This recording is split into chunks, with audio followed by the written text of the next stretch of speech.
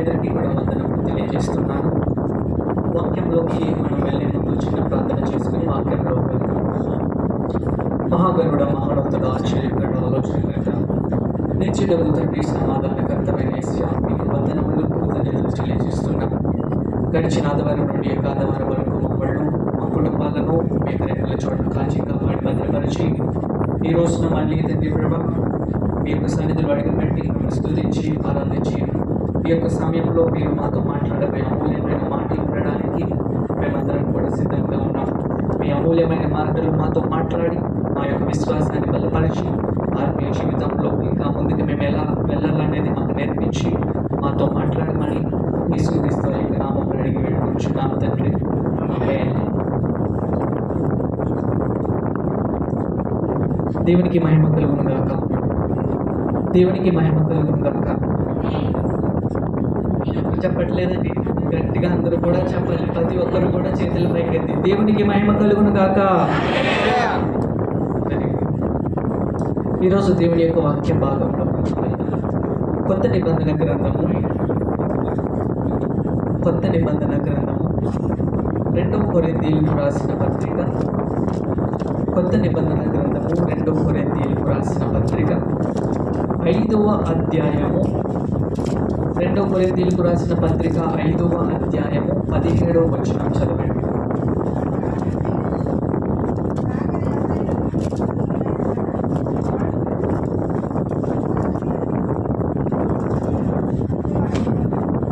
దేవునికి మహిమ కలుగును గాక. Therefore, if anyone is in Christ, he is a new creature. The old things have passed away. Behold, new things have come. ఇప్పుడు మనము ఇక్కడ చదివిన మాటలు 2 కొరింథీయులకు రాసిన పత్రిక 5వ అధ్యాయము 17వ వచనంలో మనము చదివిన యొక్క మాటలు అనేవి ఎవరు చెప్తున్నారు అంటే పౌలు యొక్క మాటలను తెలియజేస్తున్నాడు. గడిచిన ఆదివారం పౌలు గురించి చాలా వివరముగా చాలా విషయాలు మాట్లాడుతున్నాం. అయితే ఆ పౌలు యొక్క మాటలు తెలియజేస్తున్నాడు. పౌలు ఈ యొక్క మాటలు ఎవరికి తెలియజేస్తున్నాడు? ఈ యొక్క మాటలు అనేవి, ఈ యొక్క పదాలు, వాడిన పదాలు, ఈ యొక్క మాటలు అనేవి పౌలు నోట నుండి ఎలా వచ్చినవి, పౌలు యొక్క మాటలు చెప్పి ఏ సందేశాన్ని బాధపడుతున్నాడు అనేది మనము పాడు చేద్దాం. పౌలు యొక్క మాటలు ఎవరికి తెలియజేస్తున్నాడంటే ఈరోజు దేవుని యొక్క సన్నిధిలో కూర్చున్న ప్రతి ఒక్కరికి, నాకు, మీకు, ప్రతి ఒక్కరికి కూడా పౌలు యొక్క మాటలు ఇక్కడ రాయబడ్డాయి. దేవుడు యొక్క గ్రంథాన్ని రాయబడి, గ్రంథంలో రాయబడిన ప్రతి మాట కూడా అప్పటి కాలంలో ఉన్న ప్రజలకే కాదు, రానున్న తరాల్లో కూడా నా పిల్లలు వస్తున్నారు కాబట్టి ఈ తరంలో ఇక్కడ దేవుని యొక్క సన్నిధిలో కూర్చున్న మన కొరకు ఆయన యొక్క వాక్యాన్ని బైబిల్గా ముద్రించి ఈరోజు మన యొక్క చేతుల్లో యొక్క వాక్యాన్ని మనం చదువుతున్నాం. దేవునికి మహిమ కలుగును గాక. అయితే దేవుడి యొక్క మాటలు రాయించబడ్డారు. అయితే పౌలు ఇక్కడ చెప్పే మాటలు ఏంటి అంటే, ఎవరైతే యేసుక్రీస్తు వారిలో ఉంటారో వాళ్ళు ఒక నూతన సృష్టి. అయితే పాతవన్నీ కూడా గతించిపోయినాయి, ఇప్పుడు నూతనమైనవి వచ్చినవి అని పౌలు యొక్క మాటలు తెలియజేస్తున్నాడు. ఇప్పుడు ఈ యొక్క మాటలు మనం చదివినప్పుడు మనం ఆలోచించాలి, యేసుక్రీస్తు వారిలో ఉన్న వారికి యేసుక్రీస్తు వారిలో ఎవరున్నారు అనేది మనం ఆలోచించాలి. ఇప్పుడు ఒక వ్యక్తి యేసుక్రీస్తు వారిలో ఉన్నాడు అని మనం ఎలా చెప్పగలము? ఇప్పుడు ఈరోజు నేను ఇక్కడ స్టేజ్ మీద నుంచుని ఒక మైక్ పట్టుకొని మీ అందరితో మాట్లాడుతున్నాను. సో ఇప్పుడు నేను యేసుక్రీస్తు వారిలో నేను ఉన్నాను అని మీరు ఎలా చెప్పగలరు? ఇప్పుడు ఇక్కడ కూర్చున్న మీరందరూ కూడా యేసుక్రీస్తు వారిలో ఉన్నారు అని నేను ఎలా చెప్పగలను?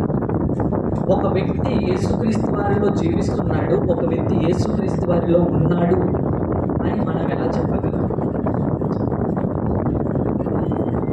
ఇక్కడ ఇప్పుడు నేను ప్రార్థన చేస్తున్నాను కాబట్టి నేను యేసుక్రీస్తు వారిలో ఉన్నాను అని చెప్పగలను. నేను వాక్యం చదువుతున్నాను కాబట్టి నేను యేసుక్రీస్తు వారిలో ఉన్నాను అని చెప్పగలను. నేను ఆరాధన చేస్తున్నాను కాబట్టి నేను యేసుక్రీస్తు వారిలో ఉన్నాను అని చెప్పగలను. నా యొక్క సాక్ష్యాన్ని, దేవుని యొక్క సువార్తను అనేక మందికి, నా స్నేహితులకు, బంధువులకు నేను వాళ్ళని పంచుతున్నాను కాబట్టి నేను యేసుక్రీస్తు వారిలో ఉన్నాను. దేవుని యొక్క దర్శనాలు నేను చూస్తున్నాను కాబట్టి నేను యేసుక్రీస్తు వారిలో ఉన్నాను. ఈ విధముగా మనము చెప్పగలం. మరి వారిలో నేనున్నాను అని చెప్పడానికి, ఈ లోకానికి చూపించడానికి ఎలా చూపించగలం? నేను యేసుక్రీస్తు వారిలో ఉన్నాను అని ఈ లోకానికి మీరు ఎలా చూపిస్తారు? మనము యేసుక్రీస్తు వారిలో ఉన్నాము అని చెప్పడానికి, చూపించడానికి ఈ లోకానికి, మన చుట్టుపక్కల ఉన్న వాళ్ళకు, మన స్నేహితులకు, మన బంధువులకు మనం ఎలా చూపించగలం? కాబట్టి నేను యేసుక్రీస్తు వారిలో ఇప్పుడు ఎంతమంది నమ్ముతారో నేను యేసుక్రీస్తు వారిలో ఉన్నాను అని ఎంతమంది చెప్పగలరు? చెప్పిన వాళ్ళందరూ కూడా గట్టిగా చెప్పడం ఒకటి దేవుని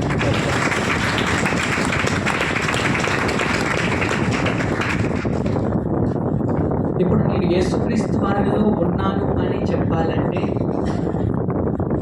యేసుక్రీస్తు వారు ఈ లోకానికి వచ్చారు. యేసుక్రీస్తు వారు ఈ లోకానికి వచ్చి ఆది కాండంలో, పాత నిబంధన గ్రంథంలో మనం చూసినప్పుడు, దేవుడు మానవులను చేసినప్పుడు ఆ మానవుడి యొక్క స్వభావము ఎలాంటిది, మానవుడి యొక్క లక్షణాలు ఎలాంటివి, మానవుడు ఎలాంటి వాడు అని చూస్తే, మానవుడు ఒక స్వార్థపూరితమైన వ్యక్తి, గర్వంతో ఉన్న వ్యక్తి, దొంగతనాలు చేసే వ్యక్తి, ఏదో పాపముతో నింపబడిన వ్యక్తి.